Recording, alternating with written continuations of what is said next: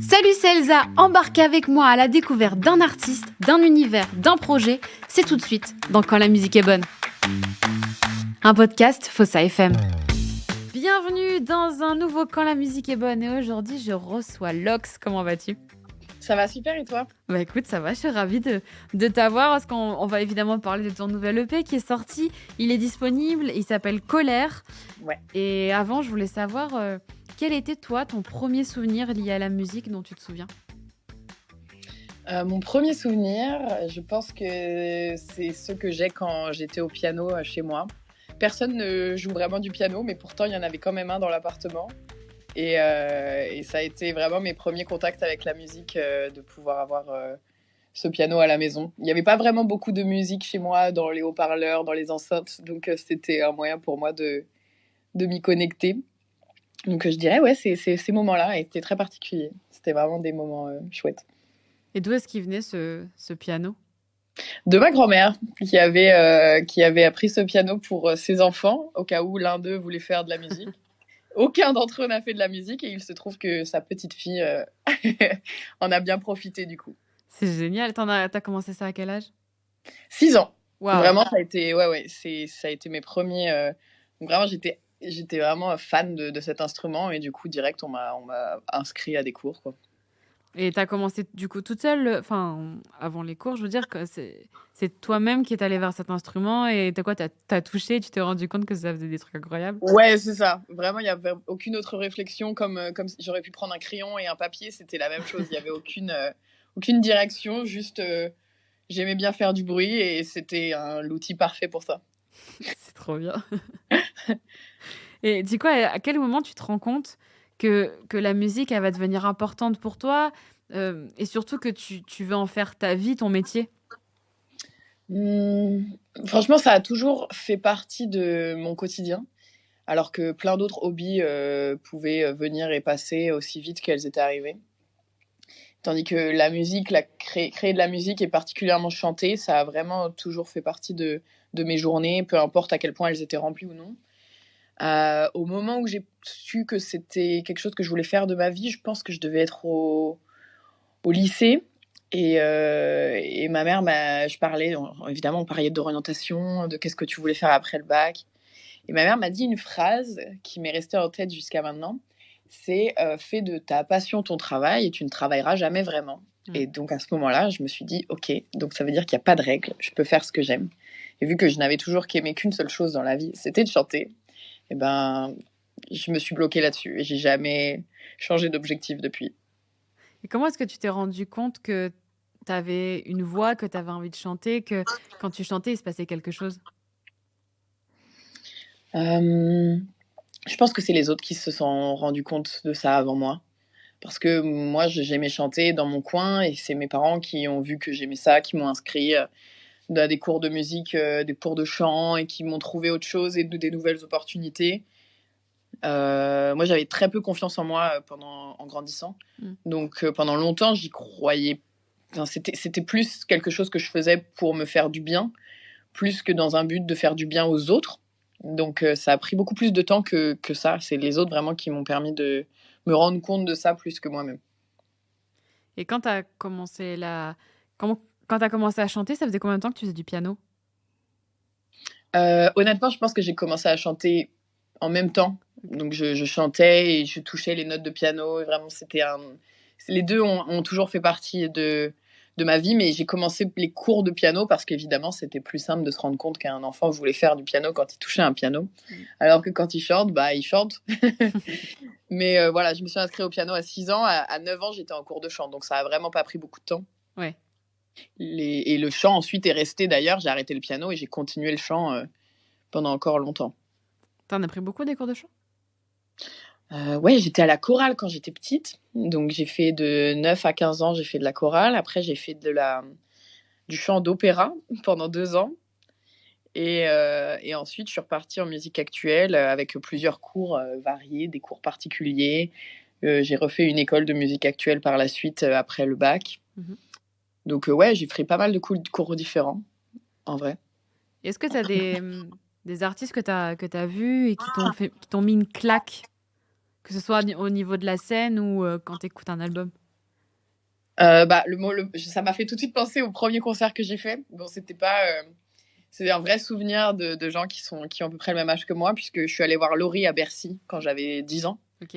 Et je me souviens, c'était le concert où elle sortait d'un espèce d'œuf, ou alors comment on appelle ça, une soucoupe volante, une fusée, je sais pas trop exactement ce que c'était, mais il y avait tout plein de fumée à l'intérieur, la fusée sort sur scène et bam, Laurie apparaît.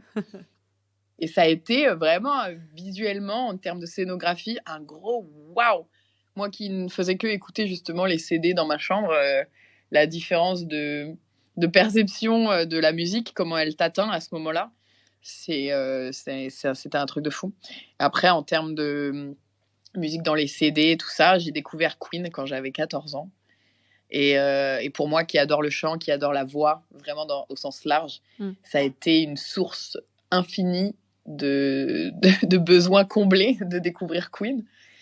Et à ce moment-là, d'ailleurs, c'est à ce moment-là que j'ai su que je voulais vraiment développer le travail de la voix au sens large et pas seulement dans la musique classique, qui était là où j'évoluais à ce moment-là. Donc, merci à eux. Pour en revenir à Laurie, je sais pas si on a vu le même concert, j'ai pas le souvenir de cette soucoupe, mais je me souviens de cette scénographie qui était incroyable. Ouais. Elle faisait des trucs de dingue, elle chantait, elle dansait, il n'y en avait pas beaucoup à l'époque qui faisaient ça, il y en a toujours pas beaucoup d'ailleurs qui le font. Bah, pas en France, ouais. Et du coup, c'était fou parce que puis t'avais cet esprit familial aussi, parce qu'on était, on était des enfants. Je voulais savoir pourquoi est-ce que tu as choisi le nom de scène Lox? Tout simplement. Alors, Lox, c'est adapté de mon prénom. Je voulais que ça parte de mon prénom, qui est Lola. Ouais. Et vu que Lola, c'est bien rond, ça sonne bien rond en bouche, quoi. Moi, je voulais juste un petit peu plus de côté péchu. Et donc, je suis quelqu'un de très littéral. Alors, j'ai juste rajouté un son. C'est vrai que c'est pas courant. Ouais, voilà, vraiment, je voulais pas chercher plus loin. Je voulais un truc qui s'adapte de mon prénom et qui rajoute un peu plus d'énergie cinglante, à l'oral comme à l'écrit. Et j'en ai testé plein, hein, mais c'est celui-là qui me collait le mieux. Vraiment, il n'y a pas d'histoire avec plein de métaphores. C'est vraiment très explicite. Après, ça aurait pu être aussi un surnom. C'est vrai que des fois, quand on a des prénoms petits, bizarrement, on a des surnoms improbables. Ouais. Ça aurait pu en être un. Ouais, non. J'ai eu Lolux ou Lolax, des trucs comme ça, mais pour le coup, ça faisait plus pseudo de jeux vidéo que nom d'artiste. C'est vrai. Mais justement, comme on parle de ton identité d'artiste, est-ce que je peux me permettre de dire aussi que la couleur jaune fait également partie de ton identité? Ouais, clairement. En fait, plus que tout, j'apprécie énormément le côté solaire de ma personnalité. Et c'est ce que j'essaye le plus de mettre en avant, parce que c'est ce qui me fait du bien. Donc le jaune, vraiment, ça a toujours fait partie des symboles que j'adorais présenter. J'aime bien m'habiller avec des vêtements jaunes. J'aime bien m'entourer d'objets jaunes, parce que ça me donne le sourire. Et donc, vraiment, ouais, à fond. Lox, c'est vraiment, je l'associe au jaune, je l'associe au tournesol, même, à toutes ces choses-là qui me font sourire et qui me donnent envie de rajouter encore de l'optimisme et du positif dans mes messages, malgré que parfois, ils ne soient pas autant optimistes qu'on aimerait. Ouais. Mais voilà, au moins moi, je garde le cap en ayant toujours ce côté positif, optimiste et solaire. Et le jaune me ramène à ça. J'adore, en plus, quand tu réponds à cette question, tu le réponds en souriant. Ouais, ça me fait vraiment penser à la couleur jaune, ça me fait trop plaisir. C'est bête, hein, mais franchement, je le garde.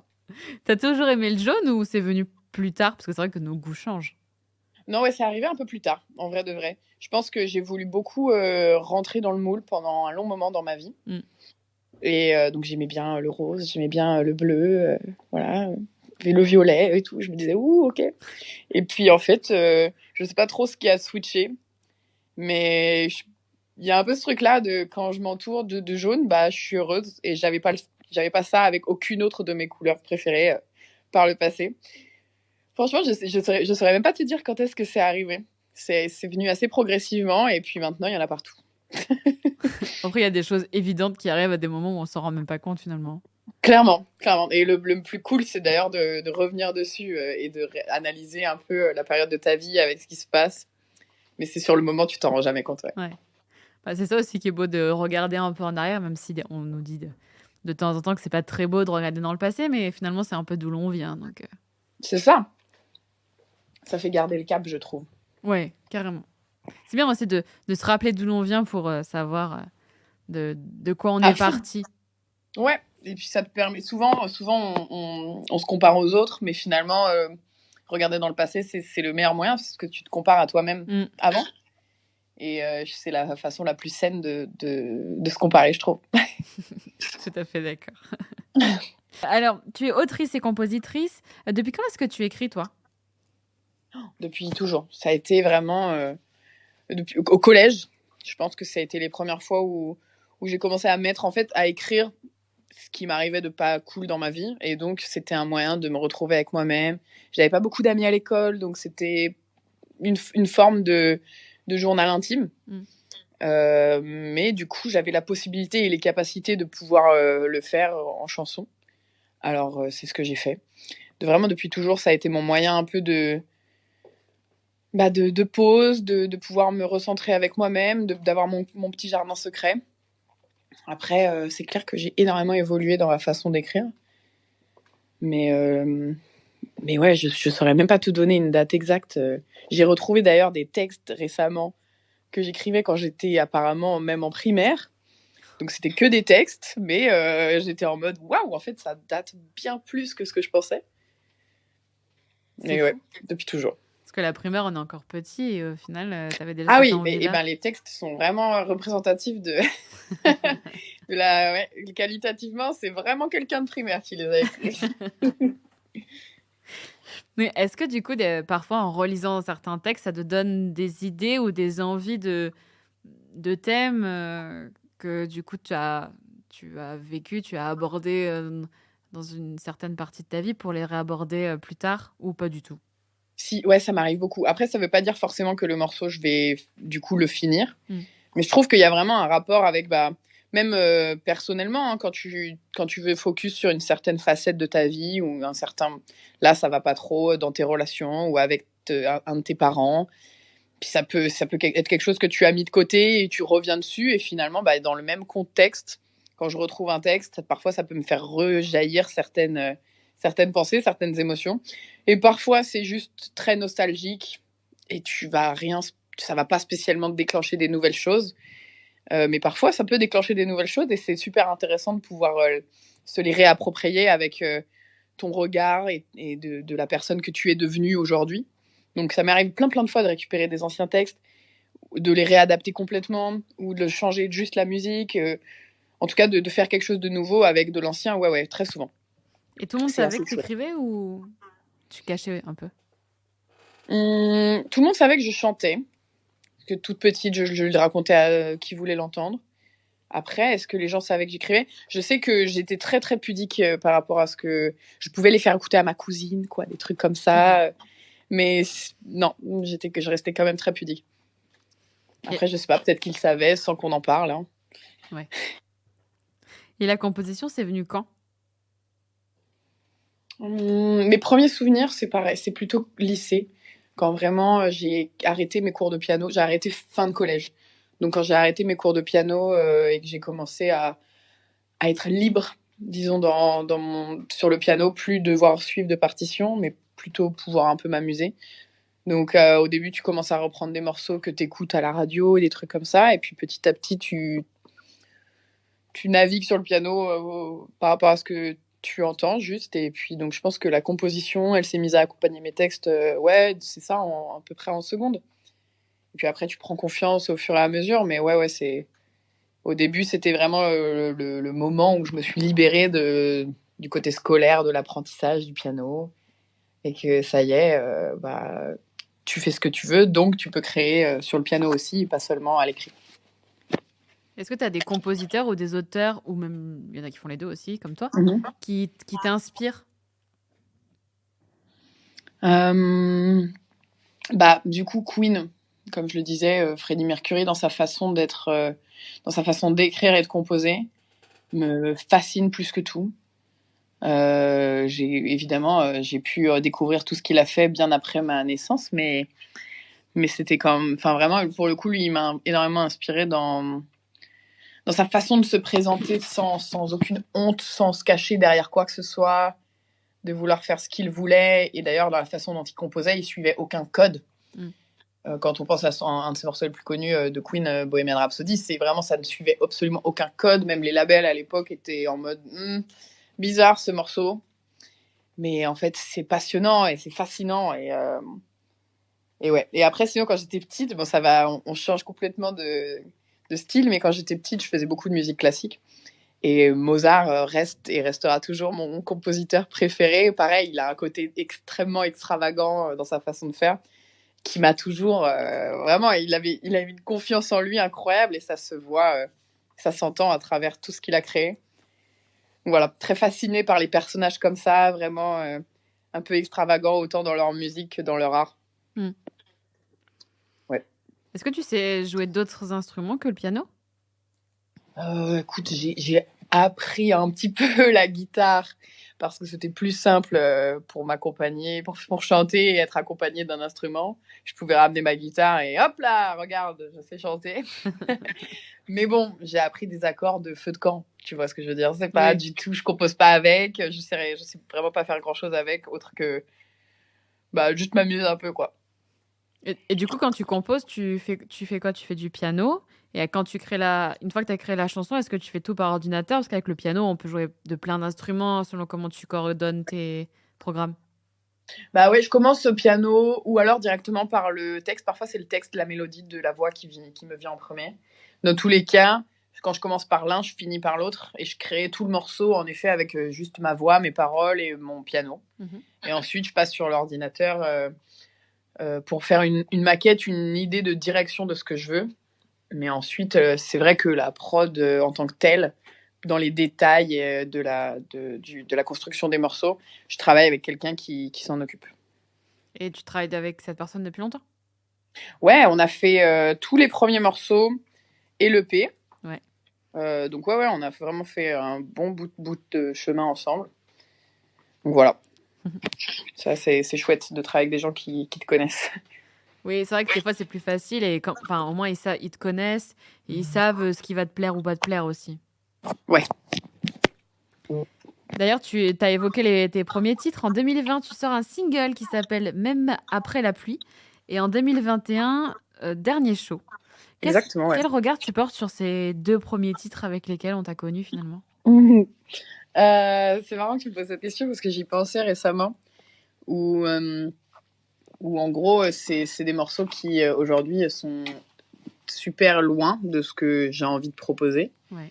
Mais qui, tu vois, quand on parlait de regarder dans le passé, finalement, c'est aussi trop chouette qu'ils existent pour montrer qui j'étais en 2020, qui j'étais en 2021, quelle était ma vision de la musique, comment j'avais envie d'emmener mes morceaux, comment j'avais envie de les présenter. Je serais toujours super fière de comment ils sont arrivés là, parce que rien que de les sortir, ça a été vraiment une galère. Donc, trop contente de savoir qu'ils existent, mais je les regarde vraiment d'un œil très nostalgique, très t'as bien progressé depuis. Hein. Ils ont plus un rôle de checkpoint dans le temps, tu vois, un petit, un symbole de marquer le temps pour moi à ce moment-là. Après, c'est du coup très symbolique, parce que sur la musique en tant que telle, j'y réfléchis pas plus que ça. C'est vraiment plus une période.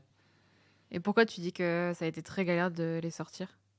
Parce que c'était mes tout débuts. Donc moi, je connaissais rien. Je savais pas du tout. Enfin, je savais à peine comment amener. J'avais une idée de direction, mais je travaillais du coup déjà avec ce producteur.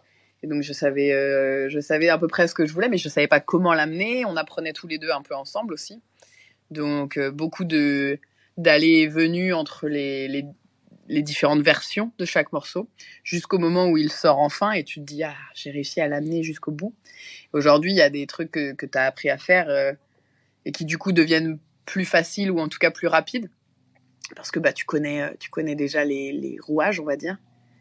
Et alors qu'au début, ces deux morceaux-là, vraiment, il y a cette idée de tu découvres tout, tu fais tout pour la première fois. Donc c'est ce genre de, c'est des galères qui n'en sont pas quand je les regarde aujourd'hui. Hein. C'est vraiment plus, c'était des galères sur l'instant parce que c'est tout nouveau. Mais aujourd'hui, en fait, tu sais que c'est le taf, quoi. Mais c'est agréable de savoir que t'as fait tout ça. Avant, c'était des souvenirs difficiles et aujourd'hui, ça devient une habitude, ça rentre dans ta routine. C'est chouette. J'aime bien les voir de cette façon, en tout cas. Et du coup, en fin d'année, tu es revenu avec un EP qui s'appelle Colère, avec un premier extrait qui s'appelle Trust Issues. Oui. Mon anglais est extrêmement mauvais, mais j'ai pas pris le terme le plus simple à prononcer. C'est pas faux. C'est quoi, je te propose qu'on écoute le titre et comme ça tu nous en dis un petit peu plus juste après. Yes. Quoi? Qu'est-ce que j'entends pas? Faut pas rester bloqué comme ça, j'apprends. Ça met hors de moi, mettons les choses à plat. Tu fous la merde, des plans, le bordel tout le temps. Tu pars en traître combien de fois? C'est rien, j'en ai passé du temps à t'excuser souvent. Et quand c'est fini, tu te plains. Parce que tu peux peut-être pas l'avaler, mais si nos places étaient échangées, ouais. Laisse-moi te rappeler que de toi, tout ce que j'ai gardé, c'est des trust issues. Je peux pas m'empêcher d'y penser, oh mon cœur voit rouge. Je sens encore le goût salé de la phrase que je te laisse dans un coin de ma tête. Et mais faut que tu restes avec tes trust issues. T'as vraiment osé me traîner dans ta boue. Je vais pas rester sur ça, je te préviendrai une dernière fois. Alors enfin tu sauras ce qu'est vraiment un coup bas. Tu fais le malin, tu pleures, que je m'excuse, c'est mort. Peut-être y penser avant de mordre jusqu'au sang. Maintenant arrête tes sorts, reconnais tes torts. J'ai vraiment pas ton temps. Tu peux peut-être pas l'avaler, mais si nos places étaient échangées, ouais. Laisse-moi te rappeler que de toi, tout ce que j'ai gardé, c'est des trust issues. Je peux pas m'empêcher d'y penser, oh mon cœur voit rouge. Je sens encore le goût salé de la trace que je te laisse dans un coin de ma tête. Mais faut que tu restes avec tes trust issues. T'as vraiment osé me traîner dans ta boue.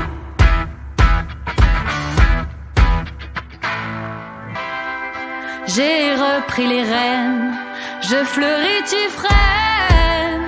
Mais de toi, tout ce que j'ai gardé, c'est des trust issues. Je peux pas m'empêcher d'y penser, oh mon cœur voit rouge. Je sens encore le goût salé de la trace que je te laisse dans un coin de ma tête. Et mais faut que tu restes avec tes trust issues. T'as vraiment osé me traîner dans ta boue.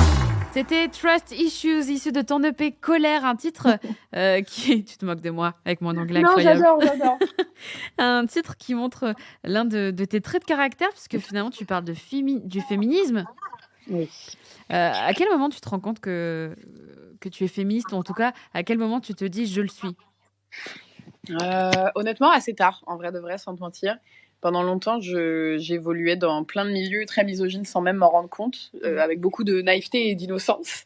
Et puis en fait, après mon BTS en communication, donc j'avais 20 ans, on était en 2015, je commence un peu plus à creuser ces milieux-là dans lesquels j'avais à peu près juste vu de loin, à mieux comprendre, parce que dans ma famille, il n'y a pas vraiment de discussion autour de ces sujets, c'est vraiment moi qui les ai amenés et ensuite on a pu en parler, mais c'était assez presque inexistant.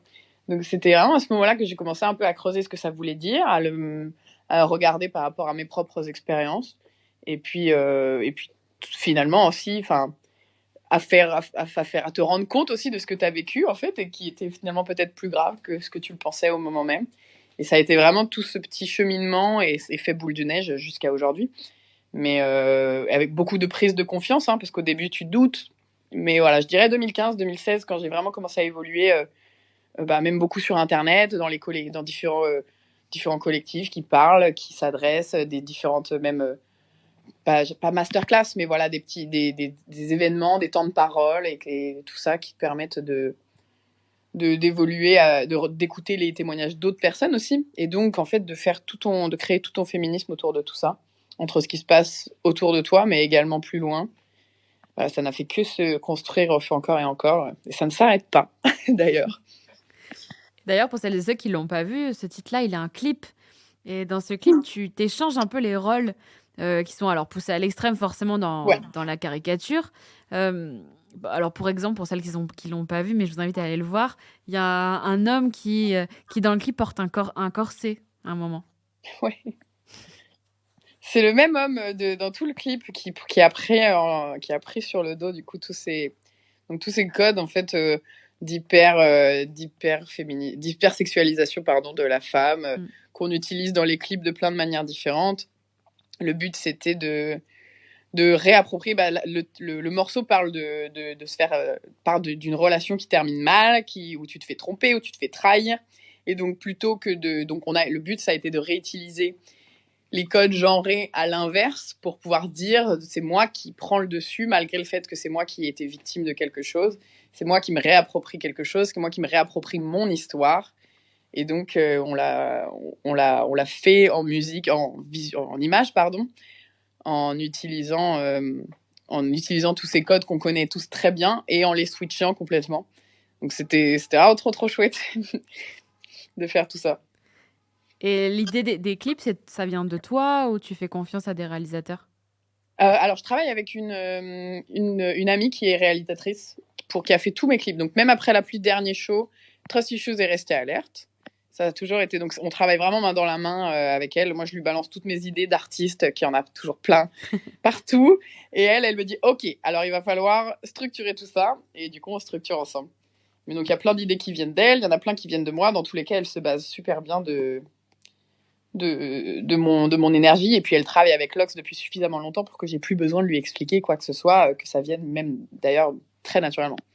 Ouais, ça rejoint ce qu'on disait sur la personne qui est avec toi à la production, enfin qui fait ta production et qui du coup finalement anticipe aussi presque Exactement. tes envies, tes idées, tes besoins. Ouais, c'est absolument génial. Vraiment travailler avec des gens qui sont tes potes dans la vie à côté, c'est la meilleure chose qui peut se passer pour mon projet, enfin à titre personnel en tout cas. Et dans ce clip-là aussi, à un moment donné, tu as des gants de boxe, comme si un peu tu combattais les inégalités entre les sexes. Est-ce que tu penses qu'un jour on va réussir à les enlever, ces gants-là ? Bonne question. Je pense pas, honnêtement, mais parce que on le sait, tous les droits qu'on a acquis ne sont jamais inscrits à vie. Il faut toujours être à l'affût de ce qui peut se passer. On peut très bien reculer, on peut très bien nous enlever de certains de nos droits, et que je parle d'un point de vue de femme, mais je peux parler de ça d'un point de vue de vraiment n'importe quelle autre personne qui vient d'une communauté qui a été discriminée par le passé. Donc, je pense que dans tous les cas, c'est important de rester à l'affût, de ne pas se reposer sur nos droits acquis, nos acquis sociaux, etc. Après, évidemment que le but, l'utopie, c'est d'avoir un truc une relation dans tout ce féminisme-là qui soit plus naturel, sans avoir besoin de se battre, qui soit plus dans la discussion et dans l'échange. Mais voilà, moi je préfère viser quelque chose comme ça, mais ne pas m'y attendre, on va dire. Donc j'espère, mais je ne suis pas sûre. Pourquoi est-ce que tu as choisi le nom colère, enfin l'émotion de la colère comme titre pour ton EP ? C'est un EP, donc le EP il est composé de 5 titres et tous les morceaux, vraiment, on va dire, donc du coup les 4 premiers morceaux de l'EP, ils ont été écrits dans une période pour moi où j'étais très facilement en colère, où mon féminisme avait pas dépassé une étape qui me dépassait même moi, où vraiment c'était de vouloir se battre et être extrêmement en colère face à tout ce qui se passait, et au bout d'un moment le côté un peu saturation, et donc la colère explosive. Et tous ces morceaux-là, je les ai beaucoup écrits pendant une période où en fait j'avais beaucoup de colère en moi, et du coup c'était un moyen pour moi de présenter l'EP pour ce qu'il était, pour tout ce qui était autour de ma propre colère, mais également le morceau Colère, celui qui a donné son nom à l'EP. Lui, pour le coup, c'est le morceau le plus calme de l'EP et qui justement, en fait, essaye de creuser un peu cette colère, donc de voir un peu d'où elle vient et essayer un peu de se poser la question, de se prendre un peu de recul sur soi-même. Et finalement, du coup, le nom Colère pour l'EP en lui-même faisait parfaitement sens puisque c'est tout un storytelling de ok, voilà ma colère, je présente ma colère, puis après je rentre un peu à l'intérieur et je la creuse, et puis peut-être que je la clôture aussi. Pour ça, il faudra l'écouter. Mais ouais, du coup, c'était pour moi un joli moyen de parler de la colère sous un autre angle que juste pur et dur comme on en entend parler. La colère, c'est toujours, c'est toujours très expéditif, très agressif, et puis pas de discussion possible. Tandis que là, je voulais vraiment avoir la possibilité de creuser l'émotion, plus rentrer dans le débat et la discussion autour de tout ça, avec moi-même et avec les autres.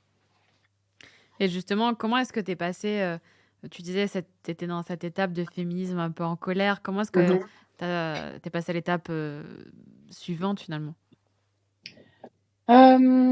Écoute, j'ai commencé à avoir une psy. Déjà, ça a beaucoup aidé, on va pas se mentir. Ça a été un chouette travail que j'ai fait avec elle parce que ça commençait à me causer plus de tort qu'autre chose en fait. Puisque c'est très bien de se lever pour ce en quoi on croit et de répondre et de réagir et la révolte, et je vais jamais blâmer toutes ces choses-là. Mais au bout d'un moment, il faut faire attention enfin en tout cas moi ça a été un besoin de devoir faire attention à comment j'évolue au sein de ma propre colère pour ne pas la laisser me bouffer littéralement. Donc ça a été vraiment le devoir reconnaître avant tout ce qui était en train de se passer. Et puis ensuite agir dans ce sens-là, mais ça a été long. Hein. Vraiment, il y a eu plein de moments où vraiment t'entends un truc, tu lis quelque chose et la première chose que tu as envie de faire, c'est de snap, de péter un câble sur la personne ou sur la phrase que tu viens de lire. Et puis en fait, il y a plein de moyens. Il y a des jours encore aujourd'hui où vraiment je suis trop fatiguée pour réfléchir et j'ai juste envie de m'énerver. Mais il y a des jours où... Enfin voilà, c'est juste un équilibre que j'ai dû trouver. En vrai de vrai.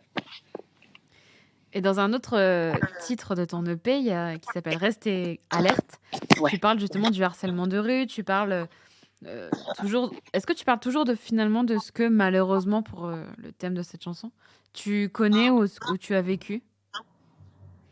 Je parle beaucoup de ce que j'ai vécu, oui. Et de manière générale, ce qu'on a pu me raconter aussi, parce que je trouvais ça important pour un morceau comme celui-là, de non seulement parler de mes expériences, mais en plus de ça, de créer de faire ressortir ce sentiment de sororité qui m'a permis, moi, d'avancer plus que tout, quoi. En fait, sans les autres personnes et sans les autres témoignages des autres femmes autour de moi, j'aurais jamais pu avoir confiance, savoir que c'est moi qui n'était pas en tort.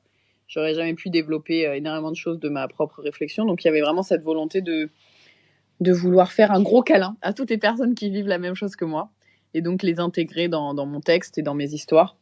Et puis également de ramener tous ceux qui ne connaissent pas du tout le sujet, qui le découvrent à travers les femmes de leur entourage, et qui du coup, c'était un moyen pour moi d'essayer en tout cas de ramener ce sujet dans l'assiette de tout le monde, entre guillemets, que ce soit un sujet de public et pas seulement de femmes. Oui, c'est vrai, parce qu'on peut en parler en tout cas facilement entre nous, mais c'est vrai que malheureusement ou heureusement pour certains hommes, ça dépend le point de vue, mais ils s'en rendent pas compte, ils comprennent pas. Ouais, c'est ça. Ça vient de plus en plus, honnêtement, et c'est trop, trop agréable de voir le temps faire les choses dans ce sens-là. Mais ouais, c'est clair que parfois, ça a pu m'arriver souvent, et je pense à nous toutes, hein, de parler à quelqu'un et de se rendre compte qu'en fait, il comprendra jamais ce que tu es en train de dire et que tu auras beau essayer de l'exprimer de plein de manières différentes. Là, ça te fait te sentir bien seul, d'ailleurs, ces moments-là. Donc, c'est cool que ce sujet vienne de plus en plus dans le discours du grand public et pas seulement dans une seule partie de la population. Et d'ailleurs, ce titre-là aussi, il a un clip. Et cette fois-ci, enfin en tout cas pour ce clip-là, tu as fait appel à une équipe 100% féminine. Ouais. Alors là, pour le coup, c'était vraiment une grosse exigence de ma part, mais je voulais qu'il y ait que je voulais qu'on puisse, en plus de ça, mon producteur c'est un homme, donc du coup j'avais vraiment cette volonté de me dire oh là là, attends, déjà que la musique du coup a été créée avec quelqu'un qui n'est pas concerné par ce sujet. J'avais vraiment besoin que à l'image ce soit quelque chose qu'on connaisse toutes sur le tournage. Et donc ça a rendu une facilité incroyable, hein. Tu vois, quand on demandait des lumières un peu stressantes, tout le monde sait de quoi on parle, donc c'était vraiment incroyable comme tournage à ce niveau-là. Et de par la préparation, que pendant le tournage et même après coup, quoi. Donc c'était une grosse exigence et j'étais trop contente qu'on ait pu réussir avec toutes les connaissances qu'on avait, Marielle et moi. Donc trop agréable. Est-ce qu'il y a certaines femmes qui t'ont fait des retours sur ton EP et même des hommes, parce que peut-être, comme tu le dis, tu as emmené des sujets dont on parle de plus en plus, mais peut-être pas forcément aussi facilement. Puis une chanson, c'est souvent plus percutant qu'un énième débat que tu vois à la télé, finalement. Écoute, en vrai de vrai, plutôt chez les personnes, donc par exemple des personnes de ma famille, donc plus âgées que moi, des tantes, et puis des amis de ces personnes-là, j'ai souvent eu des retours très très chouettes de par les personnes plus âgées, en fait. Comme si, en fait, je ramenais dans leur discussion des sujets qu'ils ou elles n'avaient pas eu l'occasion d'avoir jusqu'à maintenant. Donc ça a été super chouette. Ma grand-mère elle-même m'a dit, après ce clip, tu fais ce que je n'ai jamais osé faire. Nous, quand on nous touchait dans le métro, on se taisait et on attendait que ça passe. Et d'avoir reçu un message comme ça de ma grand-mère, où déjà c'est rare de pouvoir parler en fait de ses expériences passées, ça m'a foutu une claque en fait de cette idée de waouh, en fait c'est des sujets qui ne sont pas seulement portés par les jeunes, mais en tout cas vécus par les jeunes, mais par tout le monde. C'est juste qu'ils sont portés et parlés et présentés par les populations plus jeunes. Donc de pouvoir le ramener en fait vers des gens qui l'ont vécu, mais qui n'ont jamais eu la légitimité de pouvoir en parler avant.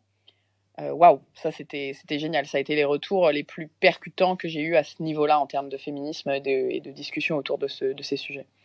Et est-ce que justement t'as pu en parler et échanger avec ta grand-mère sur ces sujets-là où c'est vrai que leur génération attendait que ça se passe, se serrait les dents et ne disait rien, alors que nous, finalement, on a la chance de vivre dans une génération où en fait on dit les choses, et les générations qui sont derrière nous, je sais pas si ils le disent encore plus, et ils ont encore plus d'ouverture d'esprit et de combats qui mènent tout naturellement finalement. Ouais, j'ai pu en parler un peu plus avec elle de manière assez anecdotique presque, en fait, parce que finalement ces personnes-là, faut pas oublier que ça fait des années qu'elles pensent elles sont pas légitimes d'en parler. Donc c'est particulier, tu peux pas non plus, même elles ne voient pas l'impact de leur discours et de leurs témoignages parfois qui peuvent avoir en fait. Donc c'est marrant que ça reste très anecdotique alors qu'elle peut me parler de trucs qui sont en fait tellement choquants. Mais ouais, du coup c'était agréable de pouvoir en parler parce qu'on n'aurait jamais eu l'occasion sans ce clip finalement. Enfin en tout cas c'est comme ça que c'en était venu. Ouais. Et c'est comme ça que moi j'ai eu envie de pouvoir creuser ça avec elle. Parce qu'en fait finalement on n'y pense même pas qu'autour de nous elles existent déjà avec ces discours et ces événements qui leur sont arrivés.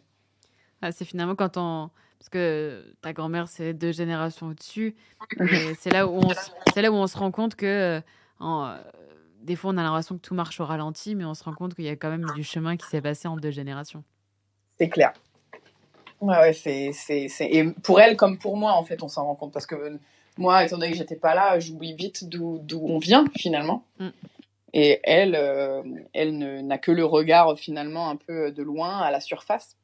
Donc c'est super intéressant pour elle comme pour moi. Enfin, en tout cas, trop bien. J'adore. Alors, tu le sais, nous sommes en semaine spéciale, puisque c'est notre semaine internationale des droits des femmes. Et justement, est-ce que tu pourrais nous parler d'une femme qui t'a inspirée ou qui t'inspire toujours ?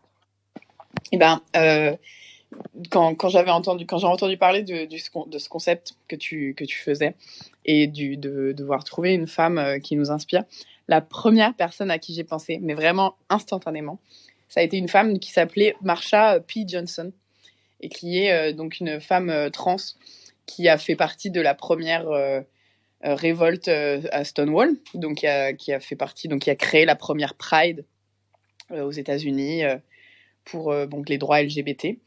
C'est une femme qui était très précaire, qui n'avait pas grand-chose pour elle et qui pourtant donnait tout.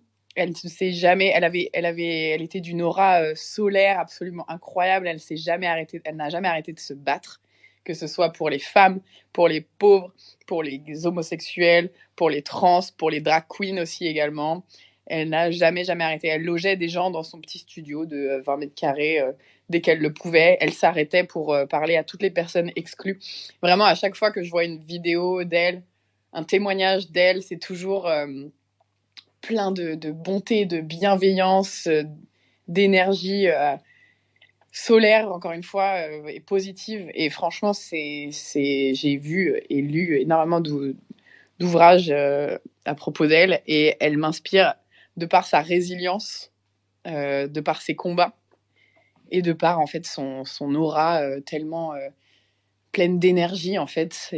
Franchement, je suis fan de cette femme et je souhaite qu'on se souvienne d'elle encore longtemps, et pas seulement dans les milieux queer, mais également dans les milieux féministes, parce que le féminisme sans les femmes trans ne l'est pas à mes yeux. Donc du coup, voilà, j'ai pensé tout de suite à Marsha P. Johnson, qui est vraiment la personne que j'aimerais mettre en avant aujourd'hui pour la semaine de droits des femmes. Elle est vraiment incroyable, cette jeune femme, et paix à son âme. Oui, parce qu'elle était hyper en avant sur son temps. Elle est morte dans les années 90, si je ne me trompe pas. Ouais, exactement. Donc, on n'était pas nés. Non, ouais, c'est ça. Et ça faisait même pas 15 ans qu'elle organisait la Pride à New York tous les ans. Avec Sylvia aussi, c'est elle elle était dans le bar à Stonewall pour la première fois. Et vraiment, ça a été une des pionnières de ce mouvement. Et elle s'est faite persécuter tout le reste de sa vie. Jusqu'à sa mort dans les années 90.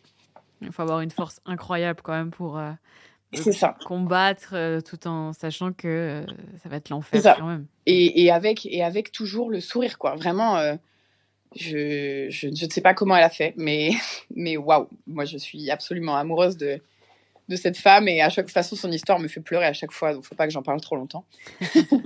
Mais ouais, c'est vraiment son énergie et sa résilience et sa bonté, le fait qu'elle se donnait littéralement. Je suis j'adore Marsha. J'ai pensé à elle tout de suite quand j'ai su qu'il fallait parler d'une femme qui m'inspirait. Et justement, si tu pouvais dédier un titre de ton EP, lui est dédié un titre de ton EP, pour une raison ou pour une autre, ce serait lequel? J'ai envie de dire colère.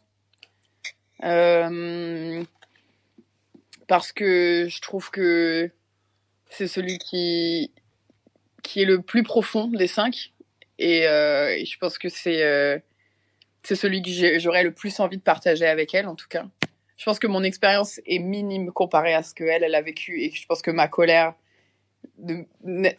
j'aurais du mal à me sentir légitime avec ma colère dans une pièce où elle est là. mais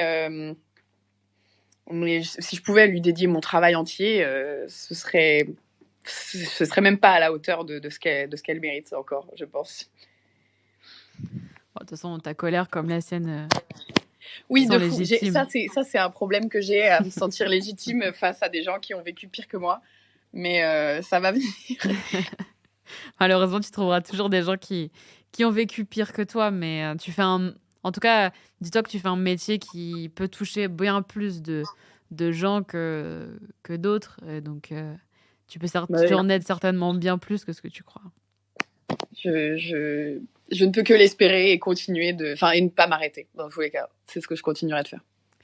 Avant d'écouter Colère, du coup, que tu lui as dédié, je voulais savoir ce que toi tu dirais à la petite Lola qui a 6 ans et qui commence tout juste le piano, si tu pouvais lui parler.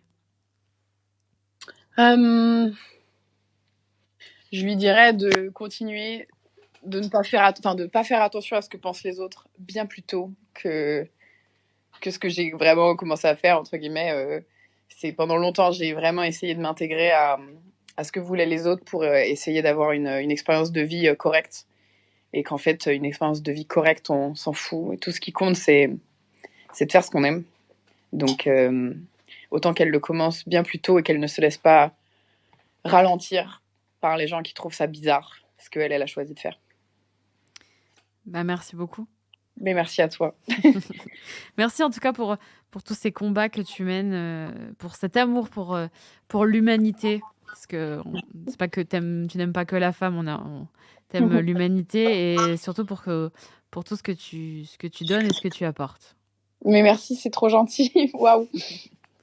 Écoute, je te propose qu'on se donne rendez-vous pour l'album. Oui, carrément.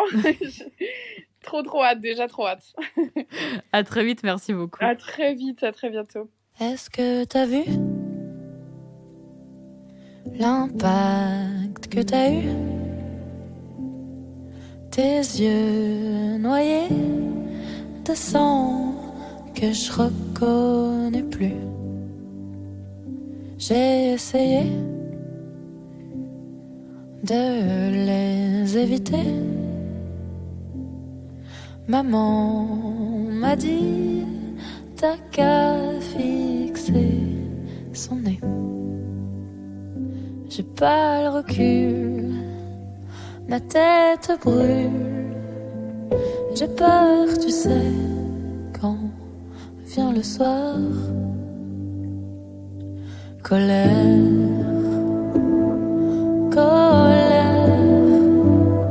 le sol gronde tout près de moi.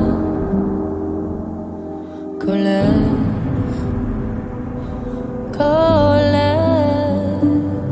sais-tu ce que tu fais de moi?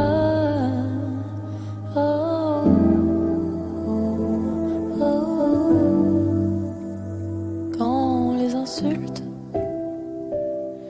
résonnaient sur les murs,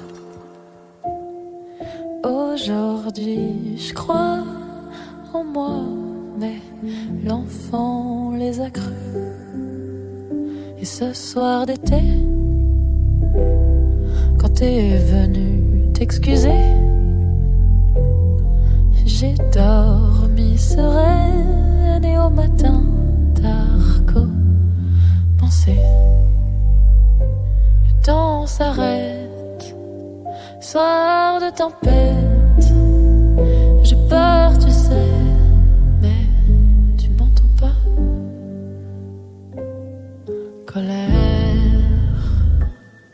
Colère, le sol gronde tout près de moi. Colère,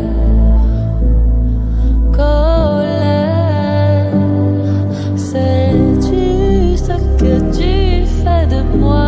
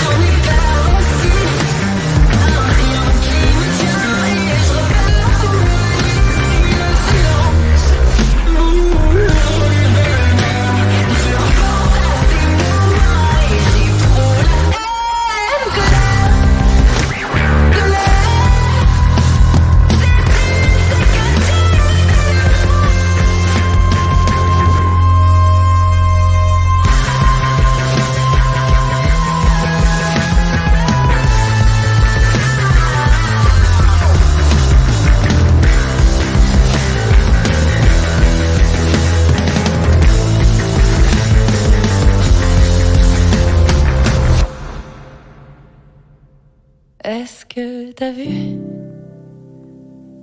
l'impact que t'as eu?